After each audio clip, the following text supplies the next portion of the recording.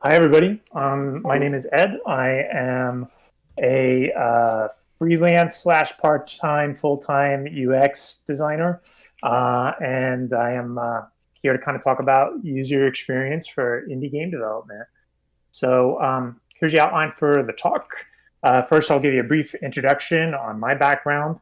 I'm going to talk a little bit about takeaways that you're going to get from this talk. We're going to talk about terminology, basically UX versus UI versus UXR. What do all these letters and numbers mean? We're going to get a little bit into how do we collect data? How can we maximize the benefit of our playtests and talking to our users to get really good insights that can help us drive improvements to the indie games that we're making. We're also going to talk about bias. This is a very important topic in user experience and psychology. And also trust and empathy and how we can connect to our users better and get better data from them when we're doing user experience studies. We're also going to talk about some interview protocols that or processes that you can use for your own indie tests if you're doing usability tests or play tests with your games, some suggestions for further reading, and then a Q&A at the end. So without further ado, I'll kind of talk a little bit about myself. So I've been a professional game developer for about 20 years. Started off as a game designer, but then branched off into user experience about 15 years ago. I got my start here in Los Angeles. I used to work for Electronic Arts and Pandemic Studios on some of the old Medal of Honor games, and then one of the Lord of the Rings RTS games, specifically Battle for Middle-earth 2. And then I went over to Pandemic Studios and worked on the Mercenaries franchise.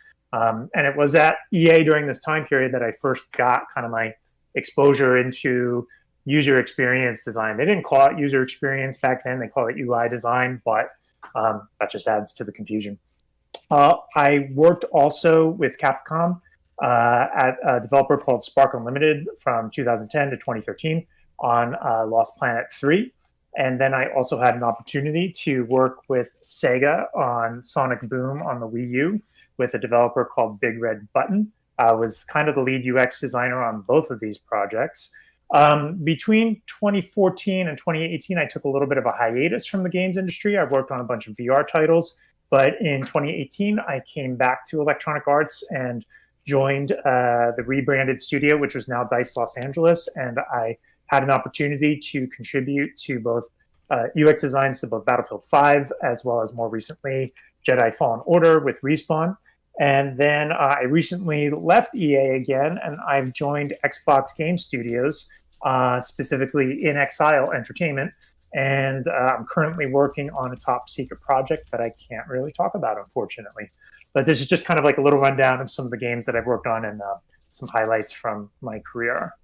So takeaways for this talk, for this masterclass, we want to give you an overview of the mindset and methods that UX researchers that they use to gather feedback and quality data and insights from users when they're doing testing. I want to help increase your interest or inspiration in learning more about UX and how UX best practices can benefit your indie games and help you make better games and better connect with your community and your audience. And then hopefully you'll get some ability or at least some interest to design your own UX protocols, how you interview with users, how you collect data that can help any type of project or any type of game or genre. I mean, it doesn't matter what type of genre that you're making. These types of experience, this type of research will help you connect to your audience better and better understand what they're thinking and feeling as they're playing their game and what their frustration points are. So if at any time anybody wants to ask a question, feel free to speak up. I can tend to be a little bit long-winded, but if you've got a burning question that you want to ask, just feel free to speak up. And please be gentle, be kind. This is my first Twitch indie stream, so I'm a little bit of a noob. So, but anyways, so all right, so let's talk about UX versus UI and UXR. So user experience, kind of this common misconception is that user experience is the interface that you're interacting with, that it's just the buttons that are on the screen, it's the art that's on the screen, it's all the pretty icons and the text and everything like that. And while that is somewhat true, it's kind of missing the big picture of what UX really is. User interface, UI, is really kind of a subset of user experience. So kind of the metaphor that I like to use to teach this is UX is mainly function and how a piece of software or an experience works. You think about this is a chassis for a car, right? And it's probably got all the basic things that you need. It's got a place where you can sit. It's got 4 wheels. It's got it doesn't look like it has a steering wheel here, but ideally it would have one. And, but it just looks really bare bones, right? It would have a gas pedal, it would move you around, right? But user interface, UI, adds the emotion, how it looks and how it feels. I have a blue Mini that's kind of like this. Blue is my favorite color. And, without that, it's just kind of boring, right?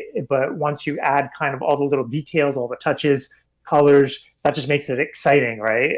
And fun. And so that's kind of a metaphor that I like to use to explain that, but doesn't quite convey the totality of what user experience is. So user experience also encompasses practices that we use to talk to our users to get insights about what they're thinking and feeling about our games, what they're doing with our games, things like that.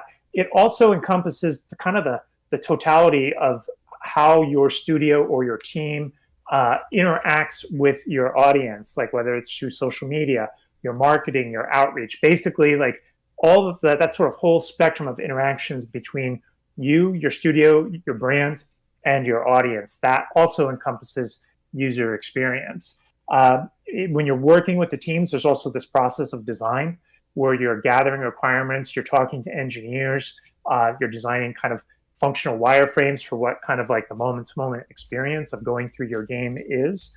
And then, of course, also interacting with developers and programmers and putting it all together. And the end goal of all of this is to promote delight, is when you create an app or a game that people really love and it makes them feel happy. And user experience, it's all going on in your brain because it's all of these efforts that they come together to make possible this moment, this delightful moment that you're providing for your audience and your community. So we're going to play a brief video here. This is from Don Norman. He's kind of a very prominent person in the user experience community, wrote a classic book called Design of Everyday Things. And he's just going to talk for a little bit about the term UX. Hi, I'm Angie Lee, and I'm here at the UX conference in San Francisco. I got to ask Don Norman what he thinks about the term UX.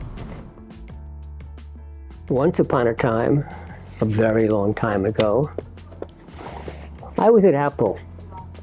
And we said the experience of using these computers is weak. The experience, when you first discover it, when you see it in the store, when you buy it, when you, can't fit it into the car. It's in this great big box. It doesn't fit into the car. And when you finally do get it home, opening the box up and, it looks scary. I don't know if I dare put this computer together. All of that is user experience. It's everything that touches upon your experience with the product, and it may not even be near the product. It may be when you're telling somebody else about it. That's what we meant when we devised the term user experience and set up what we called the User Experience Architect's Office at Apple to try to enhance things. Now, Apple was already pretty good, so we were starting with a good product, making it even better.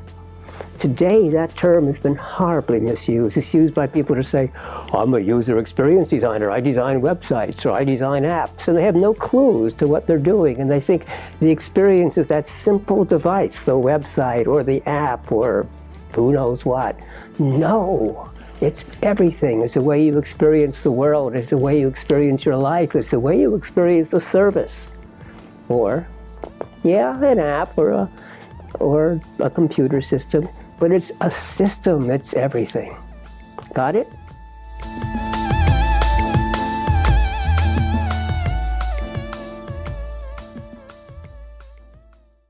So we learned a little bit from Don Norman about why, what is UX and stuff. And I just kind of wanted to share a little bit of an anecdote about why UX is important to me. So if you look at these 3 games and the various Metacritic ratings, what could you infer about the above games and UXR, right? So on Battlefield Middle Earth, this is one of the highest rated games I've worked on.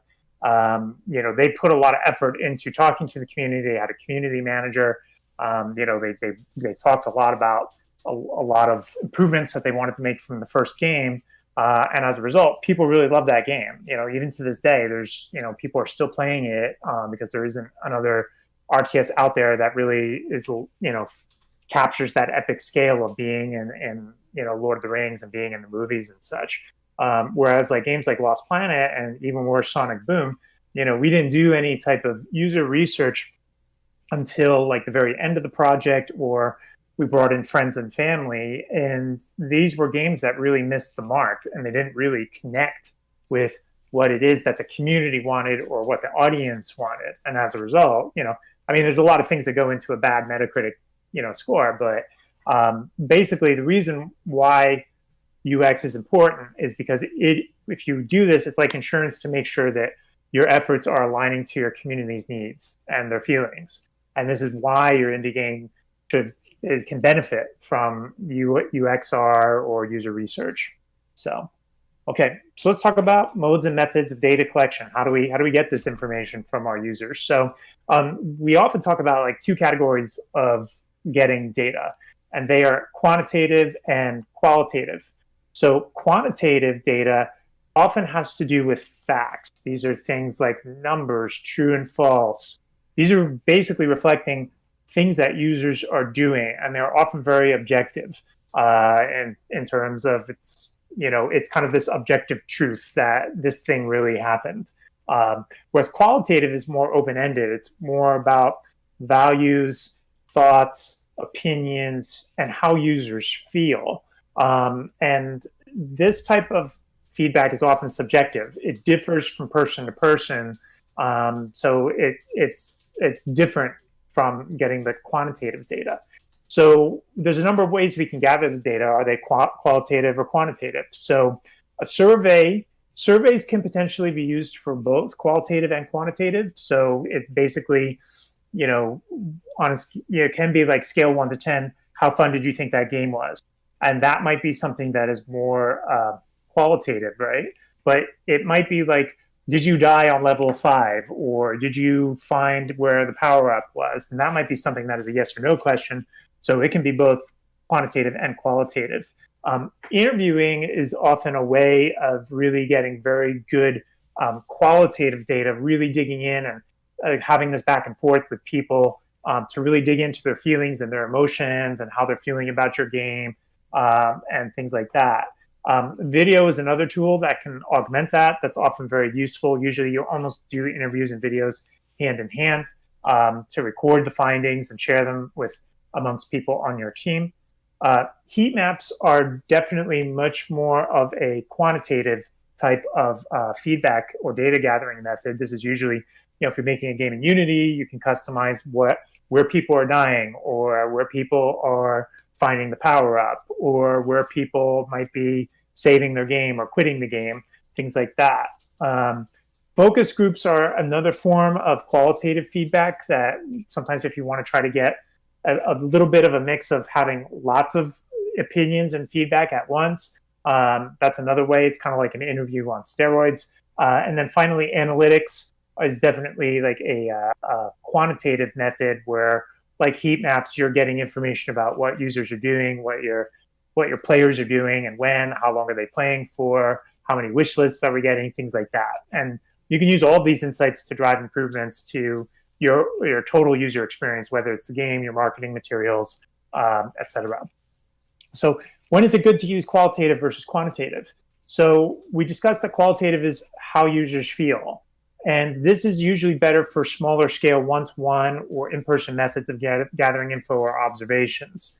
So, this is better when you're trying to understand the why behind people, why they chose to pick one game over the other, and what their internal emotions are like. One thing that can be, why it's important to use qualitative is, for example, somebody might be struggling with the game that they're playing, and you might assume that because they're dying and they're repeating and they're trying this part of the game over and over again, that they're struggling. But their engagement level might be really high. They may not be frustrated, they may be trying new things depending on the game. And even though they may not be progressing, they might be having a really good time. So that's why it's important to ask them about the qualitative data. How are they feeling? What were they thinking in this moment? Versus just kind of looking at what they're doing and saying, hey, they're dying a lot. That's kind of quantitative data. That's facts. But you don't know if they're really engaged or if they're really bored. So that's why you need the qualitative. The quantitative, again, is what they do. And this is better for larger scale events where you have an existing community or lots of users available, such as public betas, early access playtests, where you can just get a ton of analytics at scale and being able to kind of quickly crunch those numbers and see kind of what people are doing. Make sure that you have analytics that are enabled first before you kind of do these big playtests so that you're maximizing that opportunity to get all of that data and crunch the numbers afterwards. That's how you can do the analysis.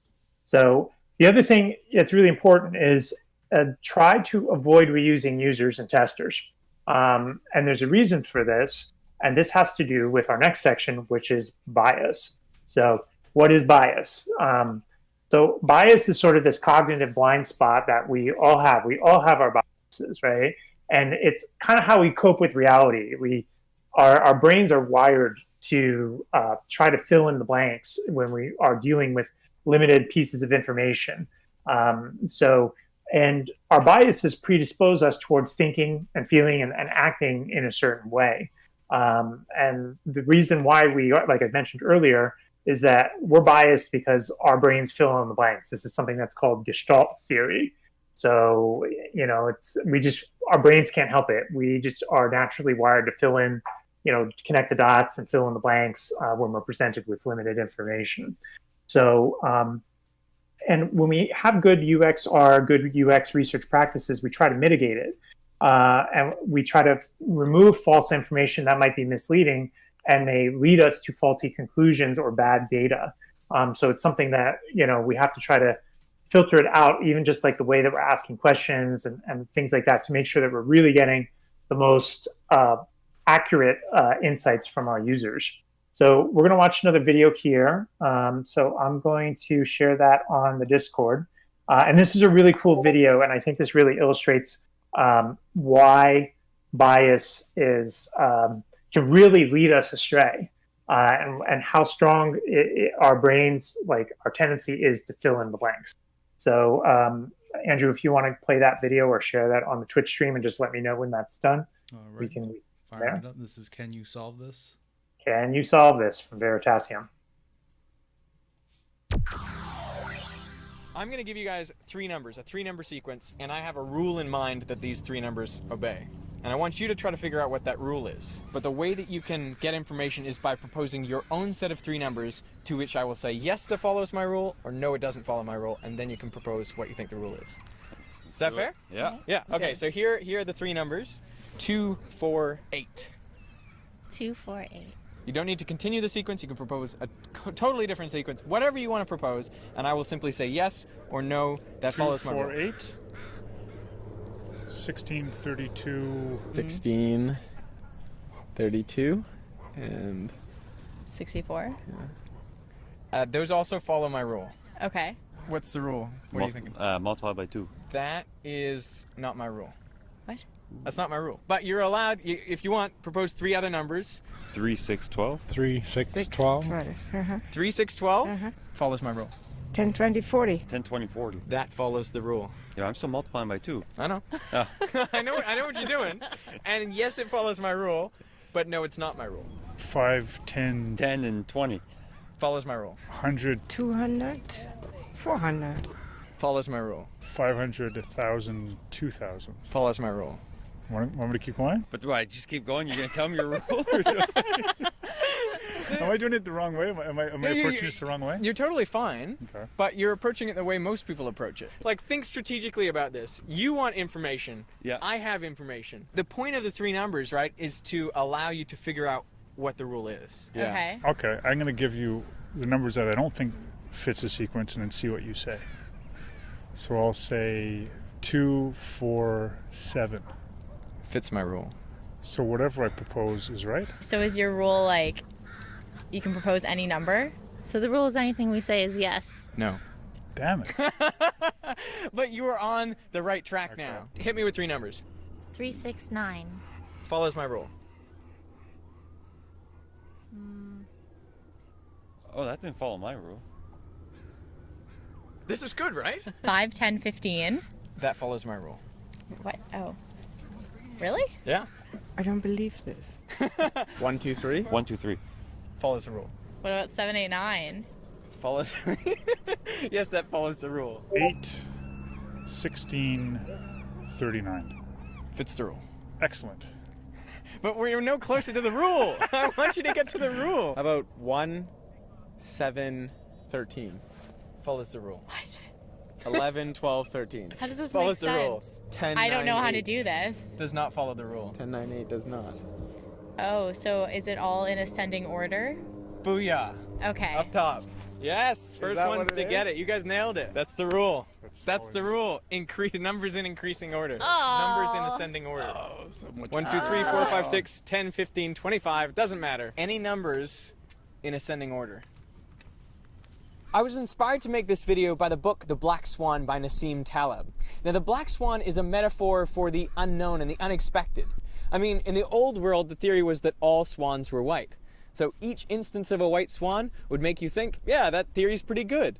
But the point is, you can never prove a theory true. And in fact, when people found Australia, they realized that there were black swans. What was interesting for me was that everyone I spoke to came up with a rule very early on and then only proposed numbers that fit with that rule they were thinking. I was looking for you guys to propose a set of numbers that didn't follow your rule and didn't follow my rule. I was looking for you guys not to try to confirm what you believe. You're always asking something where you expect the answer to be yes, right? Like you're trying to get at it. But instead you want to get the no. You want to get the no because that's much more informational for you than the yes. Like if everything's No, that giving a is yes. true. That is really true once you say that. That is what's so important about the scientific method. We set out to disprove our theories. And it's when we can't disprove them that we say, this must be getting at something really true about our reality.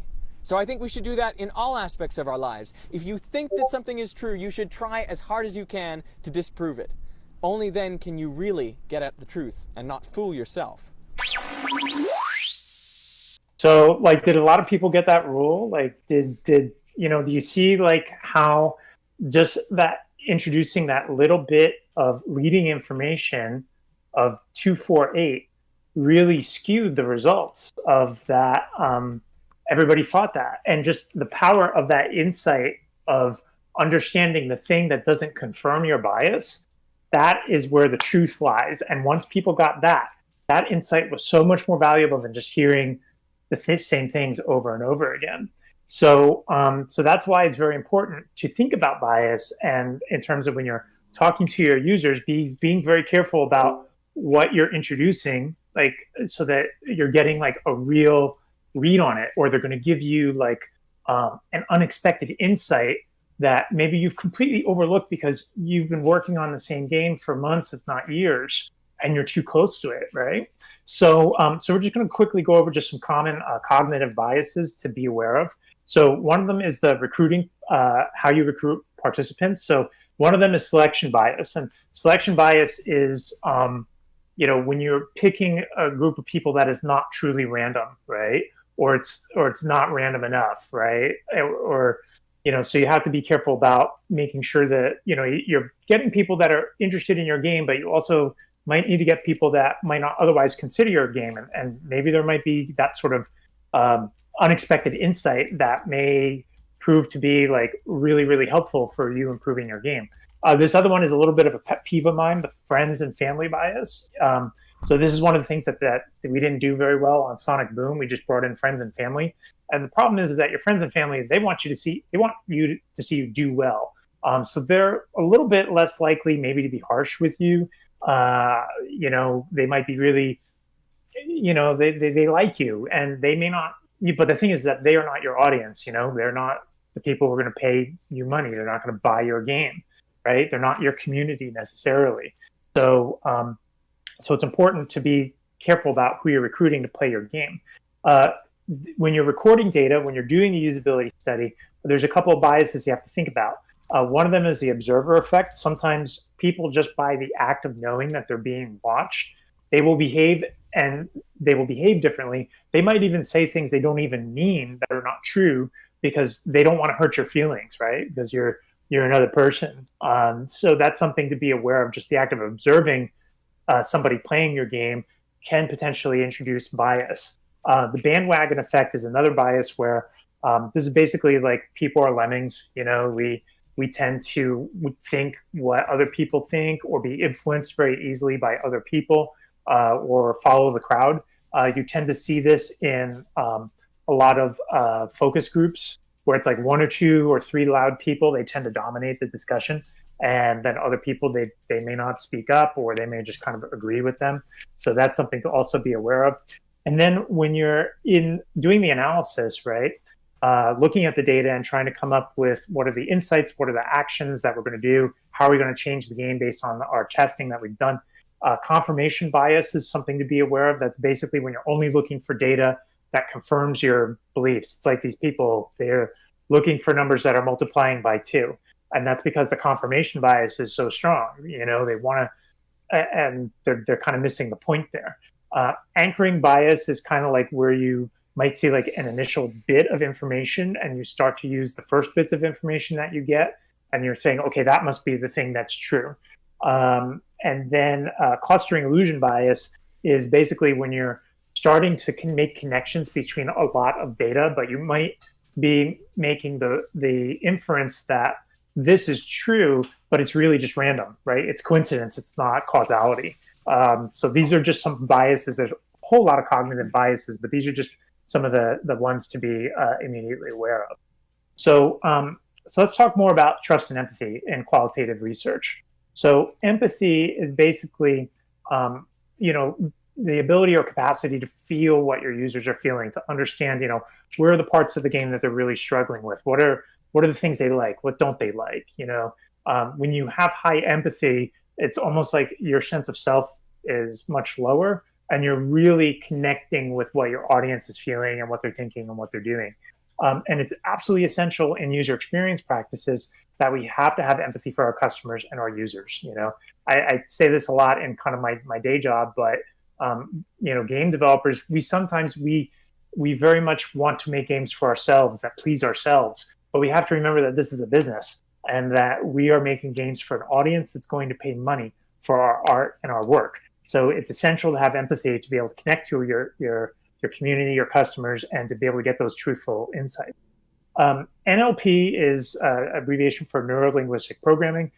This is kind of like sort of this pseudo psychotherapeutic hack that you can use to deepen trust and establish rapport with your users. If you're like in an interview type scenario, or maybe you're talking to people online, and it's a way, whether you're mimicking body language or reiterating something using the same words as them and maintaining eye contact with the audience.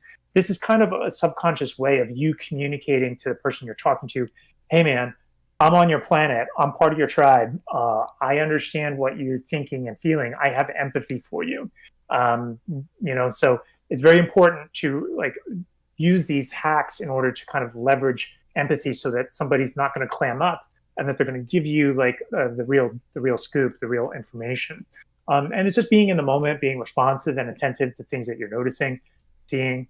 We're not going to try this now. I've given this talk before in live, and this is something I forgot to take out. So let's talk a little bit about some qualitative interview protocols. I'm kind of fond of this metaphor of an hourglass. So let's say you're bringing somebody in, or maybe you're talking to somebody online as they're playing your game, maybe over like a 45-minute to an hour period, and you're watching them.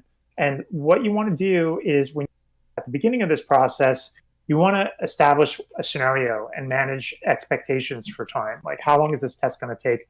What's going to happen in it? Et cetera, et cetera. And at this point, at this part, it's really important to ask broad, open value questions because it's all about getting your users to open up and feel comfortable, whether it's in person or now we're doing everything virtually. Hopefully, we're not going to be doing this for too much longer. But it's just about getting people to open up and start to share insights and feeling comfortable with you as a person. And in this point in the protocol, in the interview, data is not as important as building the rapport and the trust. The data will come later, but at this point, it's really just about getting to connect with that person. Kind of in the middle of the interview, this is really where you're looking to get the data. This is where they're playing their build. Maybe you're putting up an interface screen and you got a bunch of icons, and you might be asking, what is it that you're seeing? Like, what does this mean to you? Or you might be asking about, a new mechanic that you're introducing. Do people understand it? Are they bored? Are they feeling challenged? Things like that. And kind of in the middle of the interview, that's really where you want to zoom in on those questions that you're trying to get the answers for. One framework that I'm fond of is called 5 Whys. And the idea is that we'll go into it in a little bit, but it's like a truth-finding framework. Like if there's a problem, ask the reason why the problem exists 5 times, and that will get you to the root cause versus superficial things.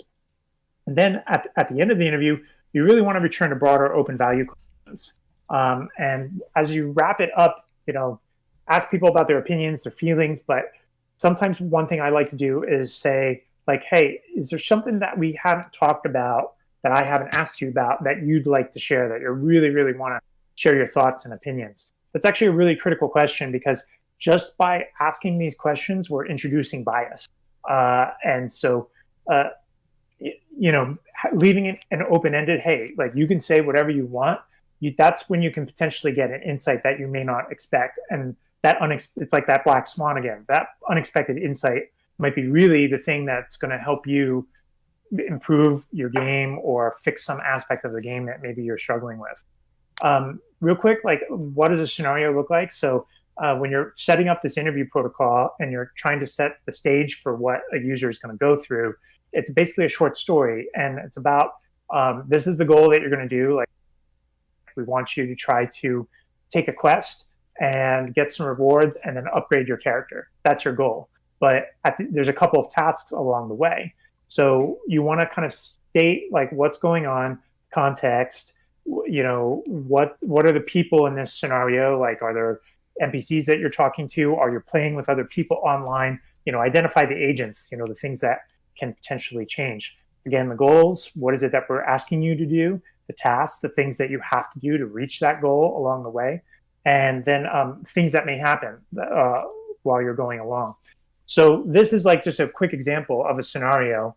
And I'm not going to read it verbatim, but basically the idea is that you say, hey, you're going to try something out today. It's not fully functional. There may be restrictions or bugs. But, as you're going through this, we're going to record your interactions. We're going to make some observations. Please vocalize your thoughts. Don't feel like you're going to hurt my feelings. We're here to hear everything that you have to tell us about our game. So please be open and honest. And then you manage the expectations for time. This might take 30 minutes. It might take 45 minutes. It might take an hour. And there's going to be a nice giveaway or a gift for your time. Maybe you'll come back and do a play test with us later. And then you sort of start this scenario, right? And say, okay, imagine this would be like a multiplayer game and you're just been match made with a bunch of people. And the map loading process is done and you're at this screen. And you're going to make some selections before you start playing. This might be equipping a loadout, or in a MOBA, picking which heroes are going to go on which team, things like that. So you might have a prototype for that. So this would be how you're kind of putting users in that mindset of, hey, I'm in this game, I'm in this part of the game, and this is what I'm supposed to be doing. So we talked a little bit earlier about the truth-finding framework, the 5 Whys. So as this example, imagine that the office computers are breaking down, and you might ask okay, well, why are they breaking down? It's because they're old, right? And so if you just replace the computers, right, or the software's not compatible, maybe you update it, you might still keep getting the same problem again. So when you're in these interviews, asking why 5 times can really dig down to the root cause, because if you dig in here, it says, well, why are the computers old and the software is incompatible? Well, they haven't been purchased in a while. Well, why haven't they been purchased? Well, IT's got a small budget. Why does IT have a small budget? Well, the manager in charge has not made the case to increase the budget. Why hasn't he done that? Because the manager hasn't been trained. So it's you can buy the new software and the new computers, but unless the manager has been trained about managing, then this problem is very likely still going to happen. So that's why it's important to get to the root cause of, why people might be feeling or thinking a certain way, to figure out where the real problem is. So it's just about, again, getting people to open up. This is another protocol that I would really recommend. It's called rocket surgery. This is from an author called Steve Krug. And this is a really lightweight, sustainable way for you to do usability tests with people for your game. So the idea behind it is that you have a 1-hour interview with a fresh user, right? You bring in somebody who's never played your game before, so you can get, they're not biased, they don't have leading information from earlier builds and such. So you bring them in, you do the 1-hour interview with them, and you have in a remote observation room or someplace else, you have other people on your team are watching. They're watching your user interact with your build of your software. This is super crucial for getting those insights that are going to drive improvements in your game. Because again, the developers, they're super close to the work that they do. You're too biased, you've lost your objectivity, and this is an opportunity for them to reconnect with what users are really doing, what they're really struggling with, and how they're reacting to it. Cake and snacks are always nice. This is a way you can kind of keep your team interested. Hopefully one day we'll go back to having cake and snacks together. And repeat this 3 times. You can get value out of this process with just as little as 3 users for 1 hour each. And after you do this, then you get your team together, you do a debrief, and you decide what the action items are. And just the act of having your team observe somebody who has never played your game before is going to, it's like light bulbs are going to go off on top of their heads. They'll immediately kind of be like, oh my God, like look how much that person struggled with that part of the game that I thought was working perfectly. Or I thought that icon was completely clear, and they're completely missing what that means. Oh my God, we got to change things. So this is actually a super insightful process, and I'd really recommend reading the book and checking it out. A couple other tips, and we're almost about to wrap up. When you're talking to an interviewee, just always show respect and gratitude. Make them feel comfortable. Do not judge any opinions. You just have to have the attitude that like all the data, it's all good. Like be super grateful that people are there and they're taking the time to play your game and to share that information. Try not to overload them with questions. Just kind of stick with one question at a time. Make sure you're guiding the conversation to encourage sharing. If they're kind of clamming up, try to kind of probe a little bit and see to make sure that if they're uncomfortable with something, like get them to open up. But always think about bias. Do not ask leading or value-laden questions. Do not ask like, oh, how awesome was that boss fight? And, the person might be like, no, actually, it really wasn't good. But if you kind of, you have to almost take this robotic kind of semi-scientific approach to talking to people. Because if you say, oh, how awesome was it? And the person's really thinking, it really wasn't that good. They might be like, it's okay. When they're really thinking like, no, it wasn't that good. Because you're kind of introducing bias into it in terms of you're introducing leading information here. Do not interrupt people. Do not stop their flow. Just let them keep the insights coming. And always be curious. You want to, sometimes it's good to go off script if they say something interesting or unexpected. Use the 5 whys, ask good questions, probe deeper. And then it's always good to reiterate, clarify, confirm their responses before moving on. Make sure that they feel like that they're being listened. Again, with the NLP, repeat the things that they're saying, use the same words, do not paraphrase. And of course, record the interview. And then, and again, resist the urge to interpret. You have to remain in observation mode. We have to, again, watch out for those biases, such as the clustering bias or, confirmation bias or clustering illusions, right? Like make sure that or anchoring effect, right? Like make sure that you're just absorbing the information. Do not interpret until you get the big picture. So, and when you're generating the analysis, this is how you can persuade others, and this is how you can advocate for your customers. If you're talking to your publisher, if you're talking to investors, like showing how people are really reacting to your game can really give you that edge that it indicates that like, hey, you're making improvements, you're driving improvements to the game, and this is a product that people want and that they're actually going to pay money for. So it's very important to illustrate methodology. You can't just say like, hey, I did a user test with my keys, it was a good time, it's really like you want to increase the validity and the trust that this is a process that was scientific and you're filtering out bias and that these insights are true. So the quantitative findings are very easy to calculate. This you could do like a Survey Monkey. You can, dump all the numbers into Excel. You can crunch it. You can make a chart. Those are oftentimes the appetizer, but again, they are kind of lacking the motivating emotional reasons and the why. They're lacking the qualitative findings, and those can be, if you have to go through an interview, like a script or a recording to try to pull out those insights, that's more time consuming, but it's worth it. So think about it as like the appetizer and the main dish. Both of these types of data are important to kind of establish like the big picture of what's going on, how people are reacting to your game. You can segment and filter data, but make sure to be like open-minded to the unexpected findings. You might find like, hey, people who are in this age group or this demographic, their engagement numbers are much higher. They want to play longer. They're more likely to purchase. They're more likely to recommend.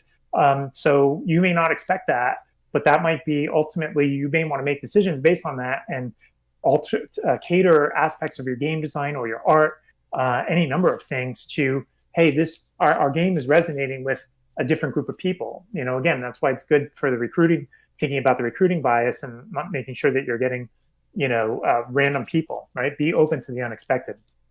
Summarize your recommendations, base it on the data. And of course, it's always good to be data informed, but not necessarily data driven. We want to have these insights, but ultimately you've got to make the decision considering all the factors, like what's going on with your project, your team, your budget, your resources, your schedule, all that stuff. So it's super important to be informed, but don't be a slave to the data. Just make sure that you have it. So, okay, we're almost done. So just for further reading, Thinking Fast and Slow. This is a book about kind of that Gestalt theory, how we fill in the blanks, bias, etc. Field Guide to Human-Centered Design is also another good one.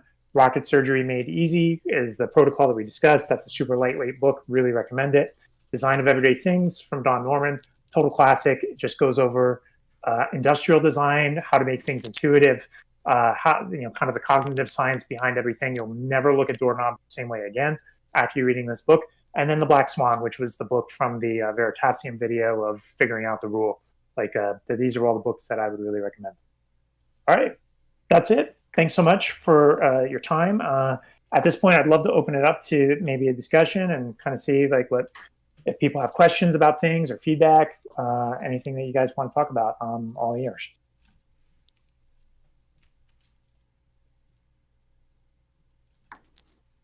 Andrew, you there?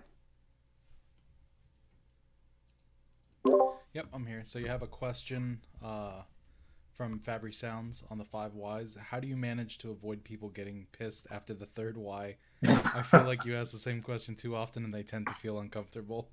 Yeah, well, that's again where it's empathy is important, because you have to be able to kind of, do they seem irritated? Do they seem frustrated?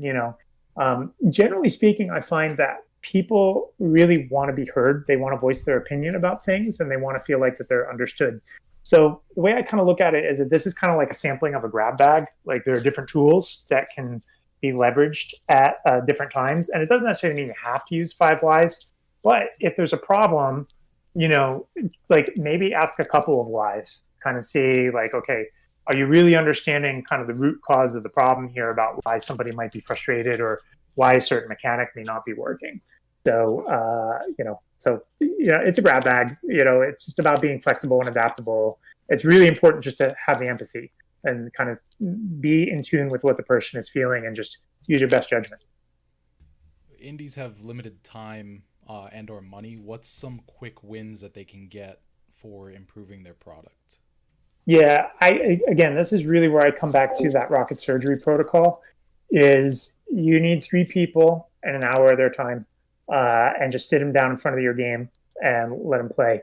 I would imagine a lot of indies, they've got Discord servers, they're giving out codes. I had a chat with somebody who has an indie game, and we talked about me potentially helping him out. And I told him about the book, gave him some advice. So it does the misconception is that it doesn't have to be expensive. It doesn't have to be time consuming. You can do it. You can keep it sustainable. You can keep it lightweight. Some data that is reasonably sourced is better than no data at all. Like at least you're connecting with somebody who is resembles your target audience, and they can give you some insights about what is and isn't working. So even with as few as like 3 people is going to be useful. But again, UX is not just about interviews. It's also about heat maps and analytics, and just being able to get the data, both the qualitative and the quantitative data, see what users are doing. So yeah, so I think all those methods are possible. Don't make the assumption that just because you're an indie that you don't have the ability to do this. Just don't be scared, jump on in. I guess for like a quick follow-up on that should you usually wait until you have like an alpha phase? Like at what level of polish should you wait before you jump into this? Or do you just hone like a vertical slice and test those as you go? I think you can get useful insights even just with like static mockups or icons, documents. Like, I would say it's better to get that information early on. Test early, test often is a very kind of common mantra. And so I would definitely recommend at any stage. But certainly I could understand, in the organic process of game development that, yeah, it may make sense to wait until it's, you can get it in the hands of people and there's some obvious friction points or rough things that are sanded down and such, So I would definitely, use your best judgment, but don't assume that it has to be super polished and have the best graphics in order for you to get it in front of people and get those insights. I love it. Thank you so much. That was great. Yeah. So, all right. Are there other questions?